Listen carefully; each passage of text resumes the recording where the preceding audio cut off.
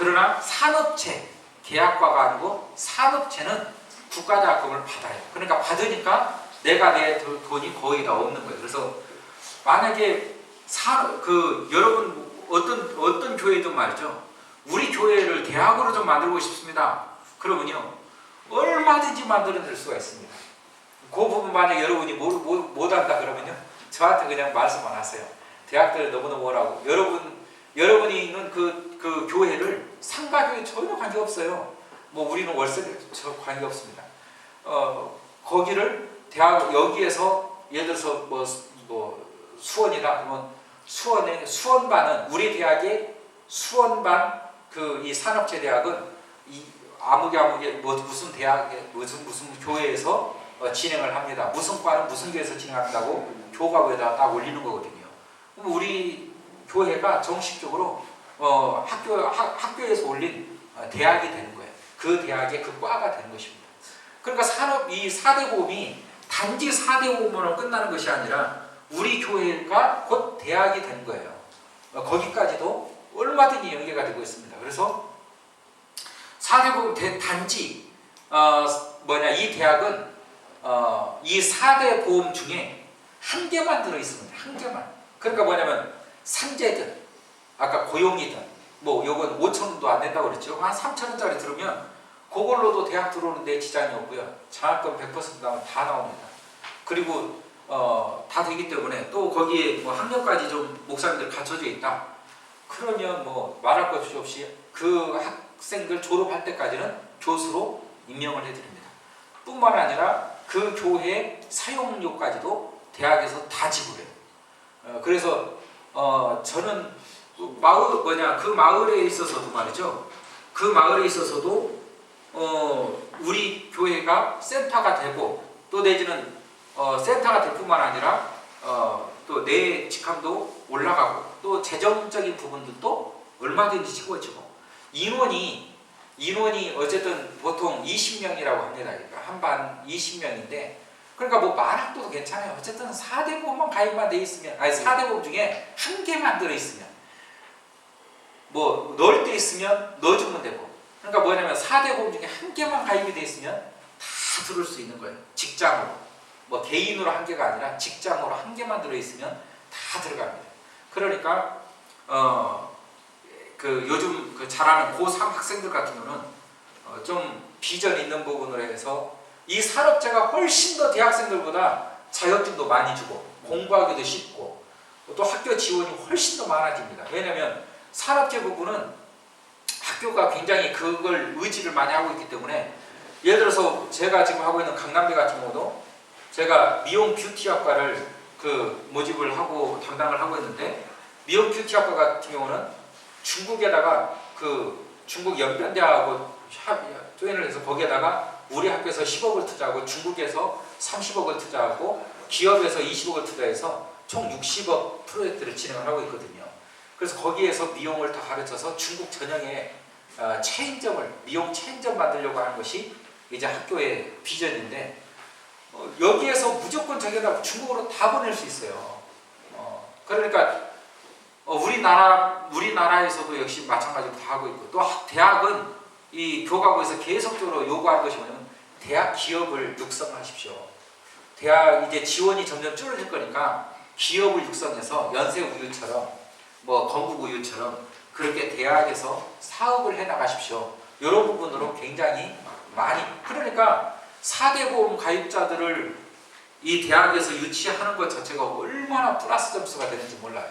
그래서 4대 보험만 가입이 돼 있으면 내지는 대학 부분이라고 할 때는 4대 보험이 아니라 뭐 1개 보험만 가지고 있어도 아무리 소형교회라 할지라도 대학을 만들고 또 내지는 그래서 여기서 플러스 되는 게 뭐냐면요. 그래서 이제는 대안학교를 만들 수 있다는 거예요. 이제는 대안학교를 어떻게 만들 수 있느냐? 우리 예를 들어서 교회 이름을 대안학교 이름을 아주 근사하게 만들면 되거든요. 무슨 대안학교에서 우리 대안학교 오게 되면 어떤 대학에 자동 입학이 됩니다. 지금까지는 외국으로 보냈어요.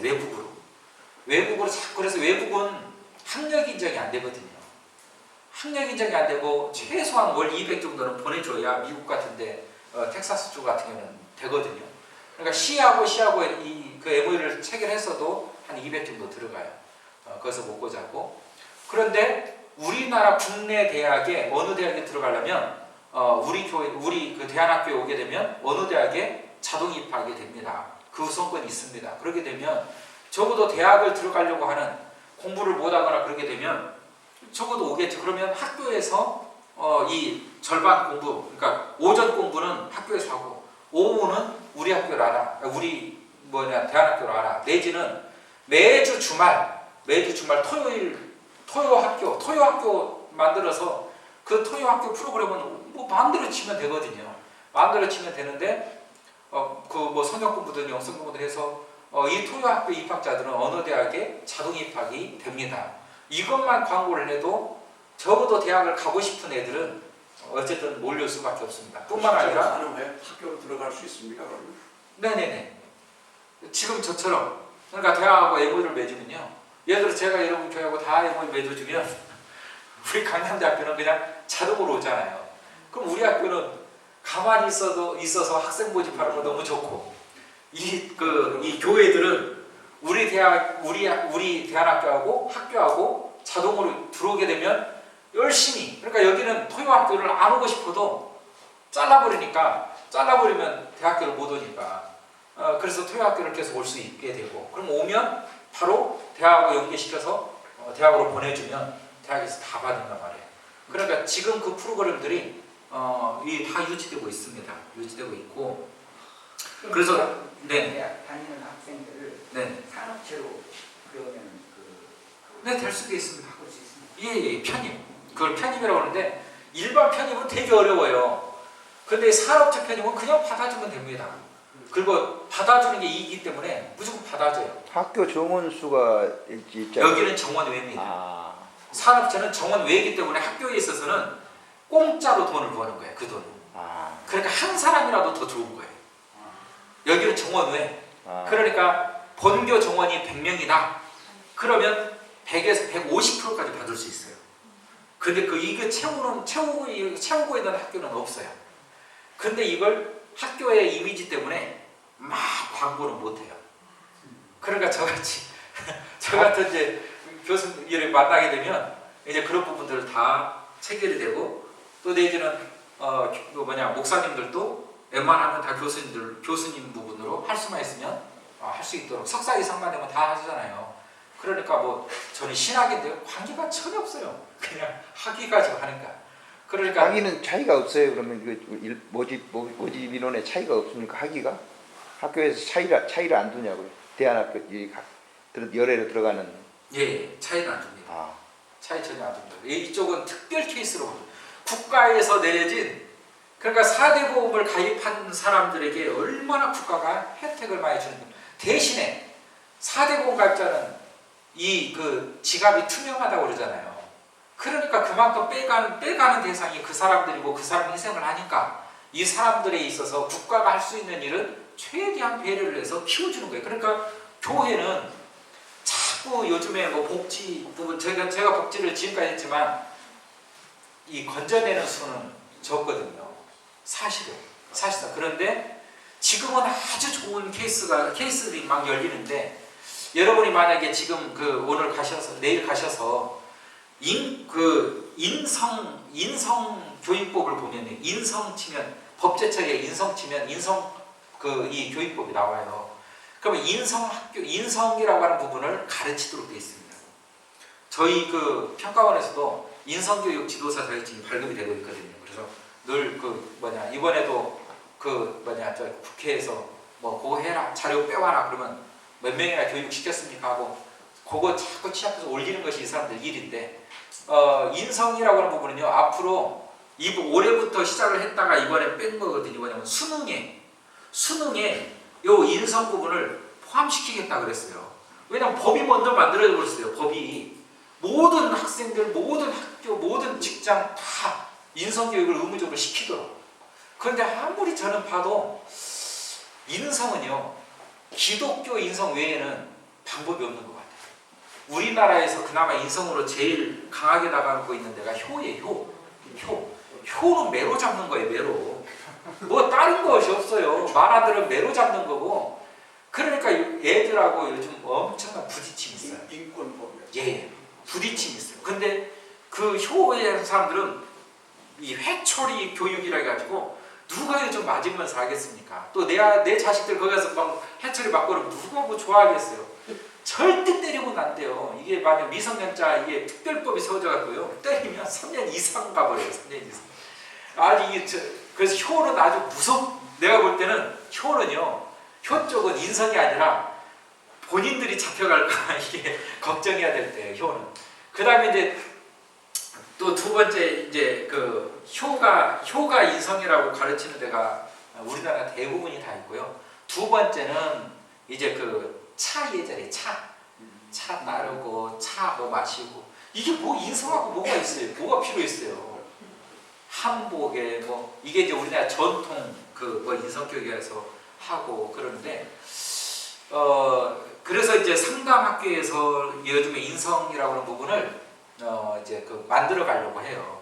저도 이제 거기 회장으로 제가 있는데 우리 사회복지 상담협회에서 그 이 심리학적으로 요 인성을 이게 그 만들고 또 내지는 변화시키고 왜 그러는지 부작용들을 해결하고 이제 나가려고 하는 이건 일반 쪽에서 하는 거고요.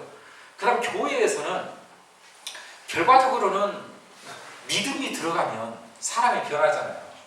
그러니까 믿음이 들어가면 일단 그 믿음이 붙잡아 주기 때문에 사람이 변하게 되더라고요. 그러니까 일단은 교회에서 인성 부분을 좀 다뤄야 될 필요성이 많습니다. 그리고 전국에 있는 모든 학교 학생들은요.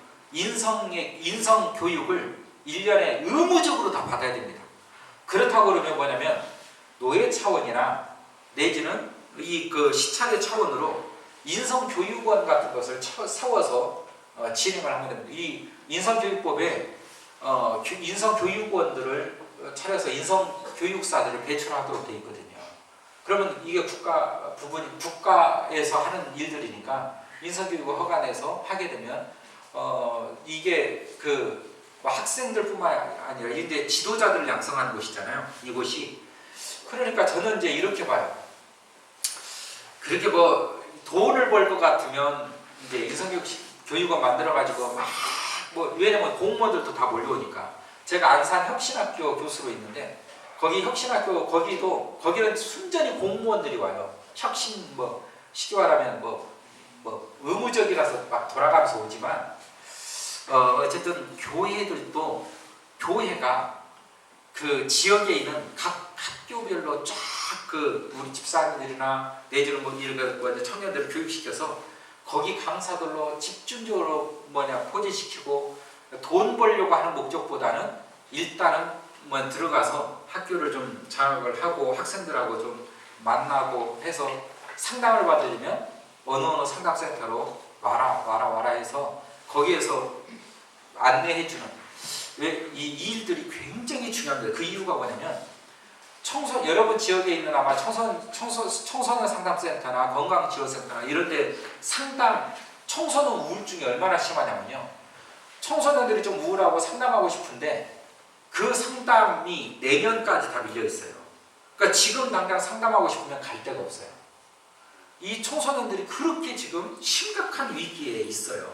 대학생들도 마찬가지고. 그러니까 교회들이 이런 일들 속에 좀 뛰어들어서 그들을 좀 상담을 해주면서 결과적으로 그들 그 상담 이렇게 해주는 부분이 결과적으로는 우리는 기독교 상담이니까 그 영성적으로 들어갈 수밖에 없고 이 사람들은 어쨌든 자기가 도움을 받고 싶어서 오는 부분들이기 때문에 일단 상담자가 얘기를 하면 그걸 붙들고 어쨌든 따라갈 수밖에 없다고. 그런데 이게 교회 안에서 하는 것보다는 일단은 센터 부분이 교회 밖에 센터 독립적으로 돼 있어야 어떤 학교든 시든 그 MOU를 다 맺고 그 상담센터가 교회 쪽으로 좀 보내주는 이런 역할들을 하면 굉장히 좀 그 아주 좋은 어떤 또 사역의 일부분이 좀 되겠다 싶어서 이런 부분 또 말씀드렸습니다. 그래서 그런 부분들, 그래서 이런 모든 부분들이 사실은 사대보험과 관계가 맺혀져 있다라고 하는 부분입니다. 그래서 사대보험 부분으로 여러분들이 가입을 하셔서 하게 되는 거고, 마지막으로 이제 하나만 말씀드리면, 보통 법인들이 어떤 뭐 수익 사업도 하고 막 일들을 하잖아요. 그러니까 비영리 법인과 일반 법인, 그러니까 세금을 안 내는 법인, 안 내는 것은 뭐가 있는지, 일반 법인들은 뭐 영리 사업은 말할 것도 없이 세금을 내는 거고요. 비영리 법인, 사단 법인으로 만들어서 여러 가지 사업들을 하잖아요. 그런데 첫 번째 뭐 음식 사업이든지 어쨌든 뭘 이렇게 가공을 해서 뭘 판다, 이런 것은 100% 세금이 다 붙는 거고요. 또 두 번째는 요즘에, 그러니까 뭐 판매하는 것은 무조건 세금이 붙는 것입니다. 사단법인이고 비영리 법인이라 할지라도 어쨌든 다 여기는 세금이 붙어요. 부가세가 붙거든요. 그래서 부가세를 내야 되는데, 사단법인이에요. 근데 어떤 물건을 판매를 했어. 일은 좋은 수익 사업에 쓴다고 판매를 했는데 신고를 안 했어요. 그러면 신고에 아주 두들겨 맞습니다. 그래서 법인들이 사단법인만 내면 무슨 일이든지 다 하면 되는 줄 알고 막 그냥 세금하고 상관없이 막 일하려고 그러는데 엄청나게 당할 수가 있어요. 그러니까 뭐냐면, 비영리 법인이라 할지라도 거기에 있는 목적 사업대로 일을 하는 것은 이건 세금을 안 내도 돼요. 단지 이 목적 사업에서 남은 수익금, 예를 들어서 교육 사업이면 교육을 해서 남은 수익금은 우리 법인을 위해서 써야 되는 거예요. 이걸 누가 가져가거나 그러면 이게 횡령이 되는 것이죠. 그런데 여기서도 똑같은 일인데도 불구하고 목적 사업이 없는 판매 사업을 목적 사업으로 주지는 않아요. 근데 그 안에서 무슨 판매라든지 이런 부분들이 이루어졌다, 여기는 반드시 세금이 붙습니다. 그래서 요즘 교회에서 하고 있는 커피 사업, 저는 그래서 세미나 다닐 때마다 그냥 사업자 내에서 하라고 그래요. 사업자 내에서 이거 부가세 10% 반드시 붙거든요. 근데 이게 안 내고 우리는 교회에서 하는데, 또 이제 우리는 교회 뭐 사업자 다 등록 있고, 또 내지는 뭐 총회부가 다 있고 다 그러는데, 이것 때문에 교회들이 엄청나게 어려움을 당하고 있습니다. 왜냐하면 세금 탈세거든요. 세금을 탈세하면 가중처벌이 엄청나게 됩니다. 그리고 또 주변에 있는 이웃들도 역시 마찬가지로 곱게 보지 않거든요. 같은 영업 라인으로 보기 때문에 할 것 같으면 그런 부분들은 조합 형태를 띄어서 이 협동조합을 만들어서 진행하는 것이 훨씬 더 낫고, 교회는 그렇게 영리 사업을 할 것 같으면 이미지가 굉장히 안 좋아요. 안 좋기 때문에 그냥 무료로 줘버리면 문제가 안 되는데 100원이라도 받는다, 그러면 난리가 나버리는 거예요. 근데 교회들은 꼭 많이는 안 받아요. 적게 받으면서 난리가 나는 거예요. 아니 그 자판기 컵이 100원짜리도 그렇게 되는 거예요? 원래는 그렇게 되는 건데 그냥 신고 안 들어오니까 그냥 묵인하고 있는 거예요. 그리고 혹시나 이제 누가 신고 들어갔다 해도 공무원들도 그런 걸 원래 목사님이 모르고 하셨겠지 하고 일단 그 전제로 그냥 봐주려고 하는 것이지 100원이니까. 근데 신고가 들어오면 또 거기에 대해서는 어쨌든 어쨌든 쓰긴 써요. 소명서 다 쓰고 이제 보내주기는 하지만 100원 정도 그거 갖고 만약에 억가심적으로 계속 옆에서 민원을 제기하잖아요. 그거 법대로 처벌할 수밖에 없는 상황이 되는 거예요. 그러니까 민원이 들어온다, 그러면 결국 법대로 갈 수밖에 없는 구조가 되는 것입니다. 그래서 영리사업 부분은 돈을 받는다. 예전에 선교원들 다 돈 받았잖아요. 초점 박살이라 가지고요.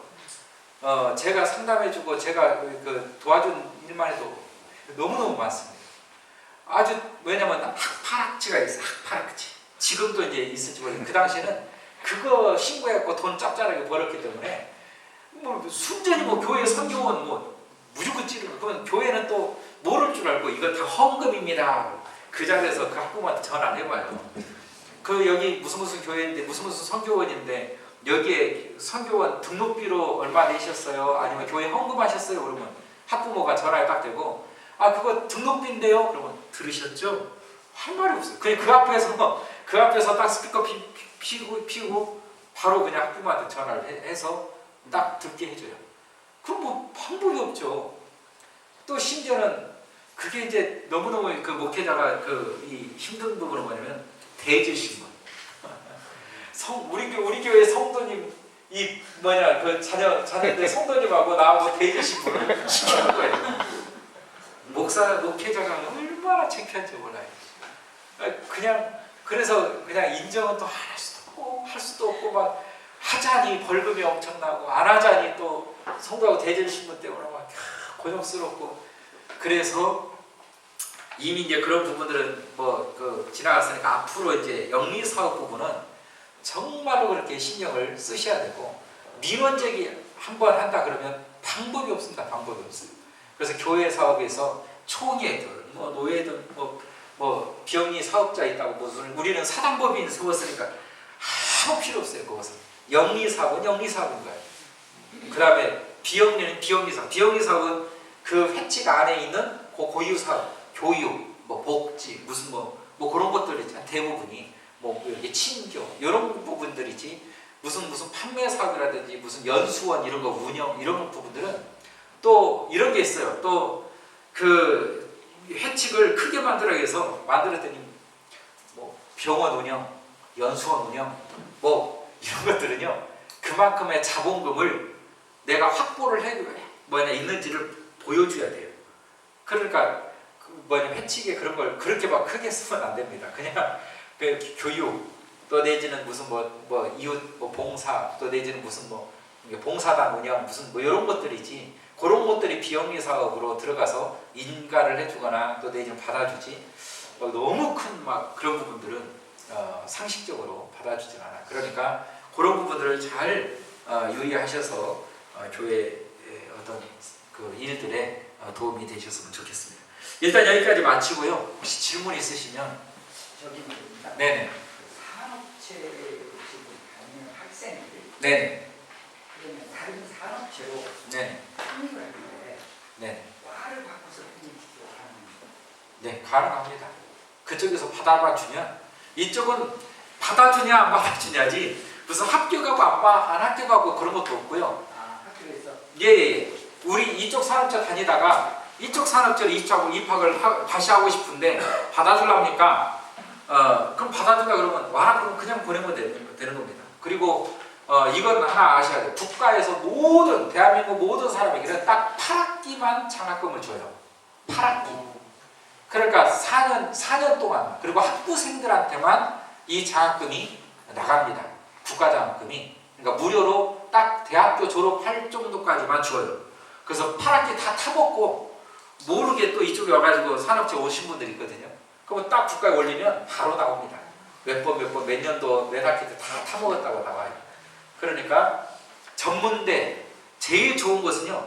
전문대 2년 딱 다니고 그 다음에 4년대 딱 편입해서 4년제 거 딱 다니고 이렇게 되면 공짜로 4년 딱 할 수도 있고 또 내지는 그 과도 여러 과를 할 수도 있고 또 내지는 이 목회자 같은 경우는 사실은 이제 그 사대보험 들어져 있으면 그 계약과로 오시면 일반 학과 대비 거의 장학금이 50% 먹고 들어가죠.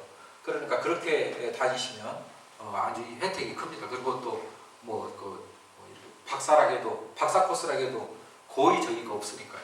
뭐 시험이라든지 뭐 그런 부분이 없고 학위 공부하는 데 있어서 아주 좋습니다.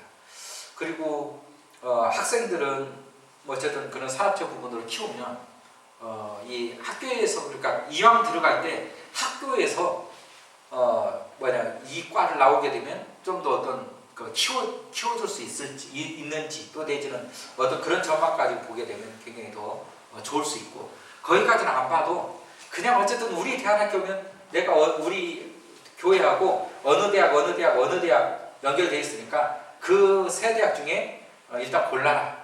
내지는 어떤 거 패스하면 어느 대학 갈 수 있고 우리 교회 이게 토요반에서 어떤 거 패스하면 어느 대학 갈 수 있고 어느 거 패스하면 어느 대학 갈 수 있으니까 일단 패스제로 그렇게 해서 나중에 패스 다 한 사람은 골라서 가고 패스 못 한 사람은 지정된 대학만 갈 수 있고 뭐 여러 가지 그런 부분들은 하셔도 됩니다. 심지어는 요즘에 그 의사 되고 싶다. 또 내지는 나는 간호사 되고 싶어요. 근데 공부 되게 못하는 애들 있잖아요. 요즘에 이제 이번에 제가 코칭에서 들어간 애들도 있는데 아주 그냥 공부하고는 방법이 없어가지고 여기 여주에 있는 군사대학이니까 뭔가 거기 다니고 있더라고요. 하사관 되는 거, 부사관 되는 거. 옛날에 그것은 뭐 시험 볼 필요도 없잖아요. 부사관 되는 것은. 근데 거기 부사관 학교, 부사관 뭐 그 과를 다니고 있더라고. 그래서 그냥 거기 다니지 말고 하고 싶은 것이면 자기가 하고 싶은 것이 진짜 병원에서 사람 이렇게 그냥 심부름이라도 했으면 좋겠다. 그래서 무조건 저기 간호조무사 따게 했어요. 간호조무사. 거기도 무조건 들어가면 무조건 따게 해놓습니다. 원장이. 그럼 따게 해놓으면요. 지방에 있는 모든 대학, 지방에 있는 대학, 특히 지방에 있는 간호대학이라든지 또 내지는 그 유치원, 유아교육학과 이런 데는 지방도 지금은 잘 모집이 안 돼요. 그러니까 지방에 가서 그 자격증을 따오나 이 수도권은요 자격증이 20개밖에 안 남아요. 근데 40명을 모집해서 1등부터 20등까지만 주겠다고 해요. 근데 지방대학은 100% 줘요. 우리는 자격증이 40개예요. 40명 모집해. 그러니까 다 줘. 국가에서 인정하는 자격증이면 5선 따나뭐 상관이 뭐가 있어요. 무조건 자기는 따오면 되는 거지. 아니 한의사 자격증을 저 이리에서 따오면 뭐 어쩌고 서울에서 따오면 뭐 어째요. 그래서 국가 자격증은 무조건 들어갈 수 있는 대로 들어가서 거기서 따가지고 오는 것이 가장 좋습니다. 서울은 한의사 시험봐가 70%도 안 되잖아요. 지방은 100%예요. 간호사도 지방은 100%입니다. 거기는 들어갈 때부터 시험 공부 시작해요. 그러니까 무조건 시험 공부 시작합니다. 국내에서 못 다니겠다. 그러면 외국으로 가야 됩니다. 이번에 필리핀에 있는 그 의대하고 의대에서 이제 콜이 왔어요. 우리 학교에 학생을 좀 보내줄 수 있느냐. 우리나라에서 의사 못해서 다들 요즘 내가 의사대라고 다들 하고 있어요. 왜냐면 필리핀이나 외국도 어떤 외국인이 관계없어요. 북한에 가서 따도 됩니다. 북한. 어느 외국인이 관계없어요. 거기에서 의대를 나와서 그 다음에 그 나라 의사 자격증을 소지하고 있으면 우리나라에서 의사 자격증 시험을 볼 수 있는 자격이 주어져요. 그러니까 우리는 시험 볼 자격이 없어서 패스 못하는 거지. 국가 시험은 다 60점만 넘으면 돼요. 그러니까 죽으라고 예를 들어서 떨어진다 그러면 죽으라고 공부해가지고 60점 패스 딱 해가지고 하면 어쨌든 의사 자격증 한국 거 딱 나오잖아요. 그거 잘 의료계에서 잘 모른다고 저 요양병원 가셨어. 요양병원 원장하든지 앞으로 요양병원이 얼마나 인구가 인원이 많아지겠어요. 100살까지 사는데. 저희 아버지도 요양병원에 계시는데 요양병원 원장님 만났더니 완전히 할아버지예요. 뭘 알겠어요. 본인도 재밌어 죽겠는데. 간호부장님이 다 하셔. 근데 뭐 이렇게 하고 해진 한번 돌고 가서 또 쉬고 잠자시다 늘어나시고 이분은 뭔가 말하고 싶어가지고 하는데 환자들이 아예 안 가시고 요양병원 얼마나 앞으로는 여기 혹시나 장기 요양원 하시는 분 계실지 모르는데 요양원이 이제 죽잖아요. 죽고 요양병원이 뜹니다. 그 이유가 뭐냐면 이제는 간호 제도가 이제는 무료 국가에서 다 간호를 되기 때문에 국가에서 간호를 되니까 이 병원에 간호사들이 얼마나 또 필요하겠어요. 그리고 또 얼마나 많은 병원이 또 이제 지어지겠습니까? 수가가 달라집니다. 그러니까 내가 요양원에 가려면 내 기본 부담이 80만 원 든다. 요양병원에 가는데 60만 원밖에 안 들어. 그러면 다 여기는 치료까지 다 해주고 여기는 치료는 안 되고 내 돈은 많이 들고 그러면 누가 여기를 보내겠어요? 다 병원에 보내지. 병원도 앞으로는 이제 호텔식으로 지어줄 거예요.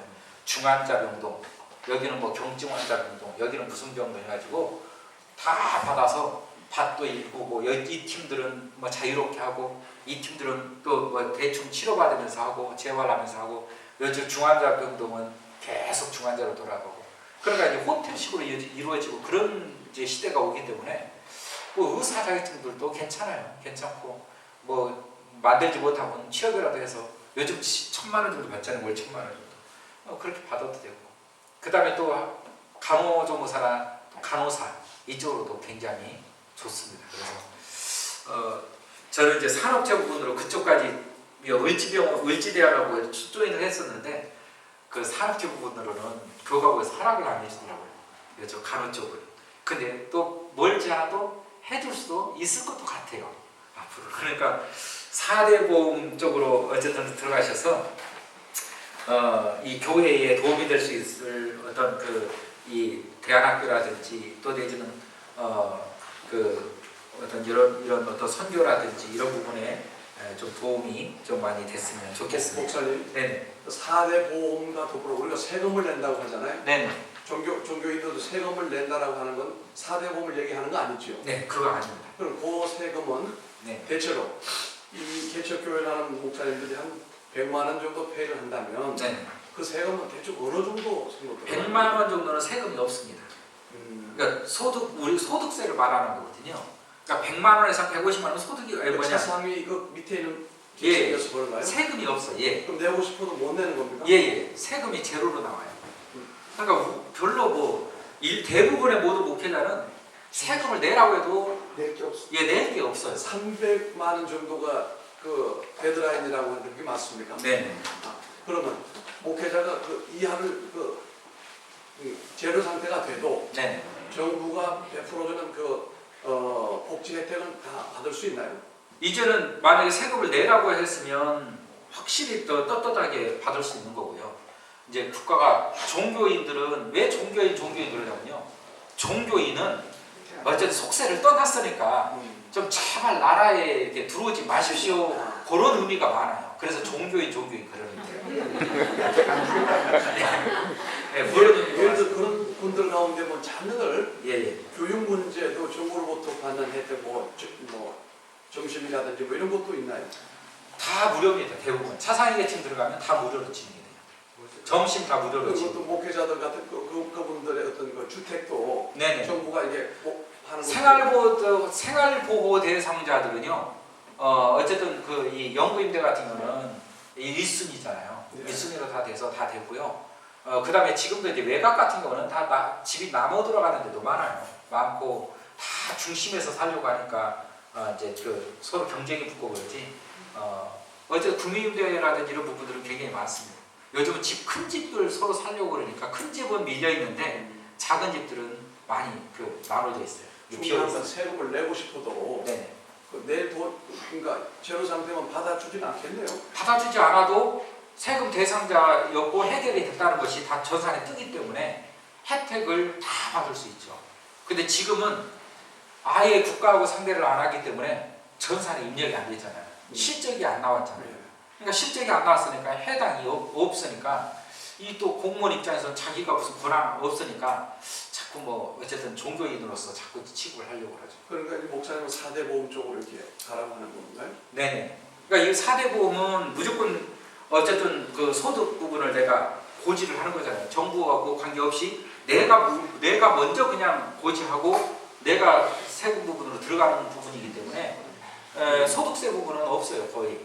소득세 부분은 없고 4대 보험은 어차피 대한민국 국민은 다 내잖아요. 의무적으로.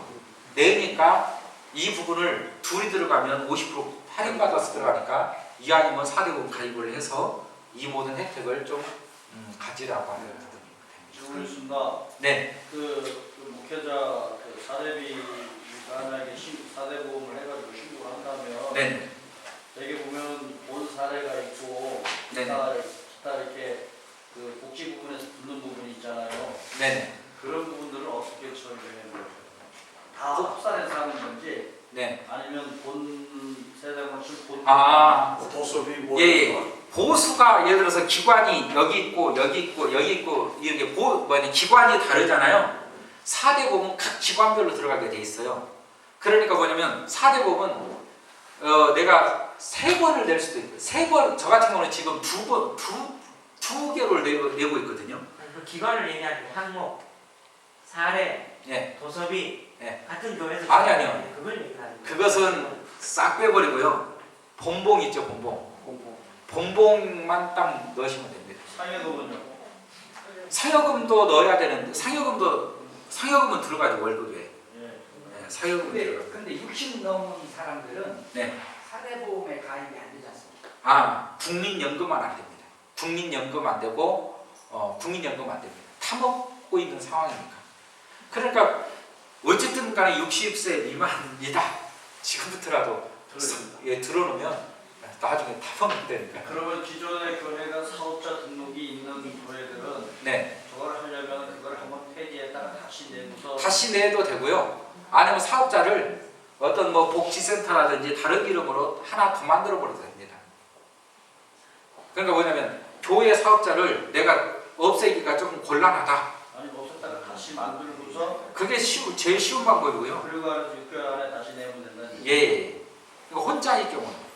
그 다음에 내가 한 사람 딸려서 둘이 들어갈 경우는 뭐 다시 낼 필요가 없어요. 예. 그러니까 나 혼자 낼 경우는 그렇게 힘든 거예요. 다시 내야 되고 막 하고 그러는데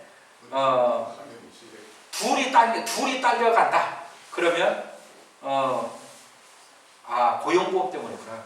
무조건 내야 됩니다. 새로 대표자가 고용보험 들어가야 되니까 새로 해야 돼요. 사업자 폐지는 어느 부서에 가서 하는 겁니까? 세무서에서 거기서 신청하는 부서 있죠. 거기서 표고 예전에 맞춰주고 그저 상담을 했었는데 예. 폐지가 안 된다는 걸 제가 들었거든요. 폐지가 혹시 안 되면요. 그냥 거기 갈 필요도 없어요. 그냥 국세청에 내가 들어가서 내 주민번호 치면 내 거 사업자가 몇 개가 있는지 딱 나와요. 거기에서 내가 바로 폐지시킬 수가 있어요. 바로 내가 폐지시킬 수가 안 됐을 경우는 왜 안 되는지가 나와요. 그럼 어떤 서류를 뭐 어디로 보내주라든지 팩스 거기 나오니까 그냥 내 가기 싫으면 내가 국세청 들어가서 내 거 사업자를 내가 폐지시켜버리면 됩니다. 근데요. 교회는 사업자가 아니고 고유번호증이지 않나요? 그게 사업자예요. 비영리 그렇지, 사업자. 비영리 사업자지. 네네. 예. 아니 사대보험에 들어가면 네. 건강보험이 나오지 않습니까? 네네. 내려졌습니까? 네. 그러면은 전도사님 거를 건강보험을 내게 되면 네. 전도사님이 반내고 교회가 반내 그렇게 말입니다. 원래 그렇게 돼야 되죠. 예. 예. 그러니까 사람한테도 한 20만 원 되는 것 같은데. 아니요. 거기에서 그러니까 국가가 50%를 지원해 주니까 지원해 주니까 돈이 그렇게 안 들어가요. 그러니까 50% 지원을 다 받아요. 10인 이하는. 예. 10인 이하는. 만약에 10인 이상이다 그러면 좀 어렵죠. 그거를 예. 바로 네. 해주는 게 아니라요. 예. 3개월 후에 해주더라고요. 예. 바로 해주는 게 아니라 네네네. 3개월이 지난 다음에 그렇죠. 이 사람이 계속 잘 다니는지 안 네. 확인해보고 그리고 이제 또 내지는 뭐랄까 내가 보험을 더 낸 것 같아 기다리고 있으면 또 다 통장으로 돌려줍니다. 그러니까 더 정확하게 이게 돌려주더라고. 그러니까 뭐 돈 더 냈다고 이렇게 계산 안 해도 전혀 괜찮을 것 같습니다. 수고하셨습니다. 수고하셨습니다. 네. 네, 마치도록 하겠습니다. 고맙습니다.